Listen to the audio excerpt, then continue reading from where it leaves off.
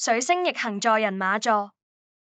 重新思索路向，你走在對的人生路上嗎？水星進入人馬座1星期左右即展開逆行，為2025年帶來最後一波水逆，似乎要令我哋滿懷鬥志，想要開展或落實新路向之時，先停一停，諗一諗，思考自己有沒有走錯了路。因着水星與火星同在人馬座，令心裏嗰份熱誠想要衝破一切，走向早已憧憬嘅嗰幅願景，甚至對於眼前嘅事情都提不起勁，整片心神都已經飄到未來嘅理想原地。然而，繼天王星逆回金牛座後，水星緊接地展開逆行，令大環境、工作環境或個人計劃都突然出現逆轉。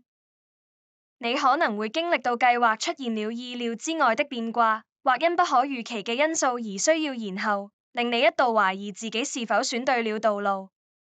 水星逆行並非一場災難，它掀起嘅係更多信念層面嘅挑戰，迫使我哋一而再而三地反思早前有沒有過度理想化。你急於求變，係追求內心理想，定只係想逃離現實？你有沒有過度美化你嘅新計劃，忽略咗一啲細節？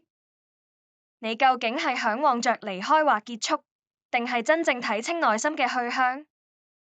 水星喺今次逆行之旅將再次返回天蠍座，並與天王星再次對上，令嗰啲虛幻嘅美好都被破，促使我哋再度深思自己所選擇嘅路向，以及重新堅定個人嘅信念。屆時將令你有機會看清心中嘅答案。